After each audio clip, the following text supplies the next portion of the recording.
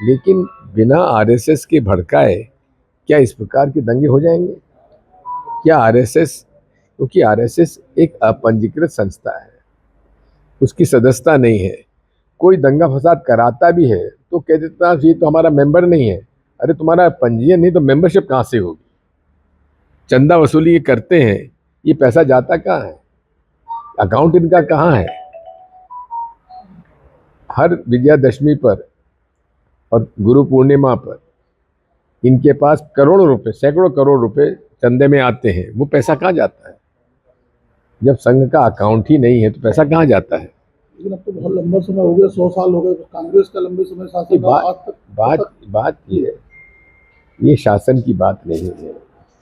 ये बात ये है कि इनका एक ही मतलब एजेंडा है, हिंदुओं को भड़काना और संविधान के खिलाफ लोगों को तैयार करना। बचपन से ये कभी आंदोलन प्रदर्शन नहीं करते, हमेशा कानाफूसी की राजनीति करते हैं। अब ये कह रहे हैं कि मुसलमानों की जनसंख्या बढ़ रही है और मुसलमान बहुसंख्यक हो जाएंगे, जो कि संभव ही नहीं है, क्योंकि जिस तेजी से हिंदुओं की जनसंख्या घट रही है उससे ज़्यादा तेजी से मुसलमानों की संख्या घट रही है। 2001 का सेंसस और 2011 का सेंसस ये प्रमाणित करता है। अब 2021 का सेंसस की तो रिपोर्ट इन्होंने रोक के रखी, तो वो बात सामने नहीं आई। लेकिन एक बात मैं हमेशा कहना चाहता हूँ कि हिंदुओं को ये दिग्भ्रमित कर रहे हैं कि देश में मुसलमानों का बहुसंख्यक हो जाएगा, हो ही नहीं सकता। महादेव में देखिए इसको किस तरह लेते हैं? देखिए बात ये, अगर कोई आई लव मोहम्मद कहता है तो उसमें I love Ram ji, I love Mahadev ji, I love Krishna भगवान, आई लव गांधी जी, इसमें क्या दिक्कत है? इसमें मुकदमा दायर करने की क्या जरूरत है किसी पर?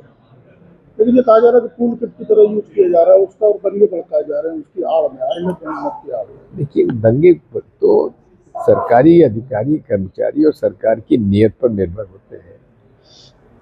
अगर सरकार चाहे तो कभी दंगा नहीं होगा। सरकार ही ऐसे मसलों पर जो संवेदनशील हैं, ये अगर समय पर कदम उठा ले, समय पर नियमित कर ले, उनको थोड़ा सा नियमित कर दे और उनको आगे ना बढ़ने दे, तो दंगे किस बात की होगी? बरेली में जैसे अभी हुआ कॉफी रजा को अरेस्ट भी किया गया है, काफी बवाल हुआ है। मुस्लिम पर्सनल लॉ बोर्ड कह रहे हैं कि उनको रिहा करिए। बात यह है कि कुछ फितरती लोग हिंदुओं में भी हैं और कुछ फितरती लोग मुसलमानों में भी हैं, और ये लोग जो हैं भड़काऊ भाषण दे देते हैं, भड़काऊ बात कर देते हैं।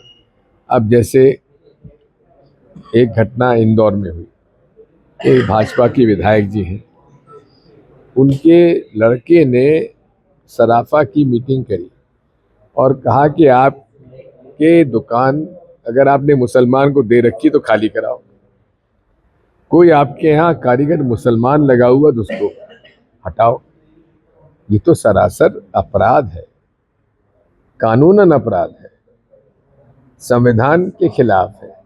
लेकिन पुलिस उसमें चुप रहती है, चुपचाप हो जाती है। ये देश में संविधान चलेगा, ये भाजपा के लोगों के मन से चलेगा?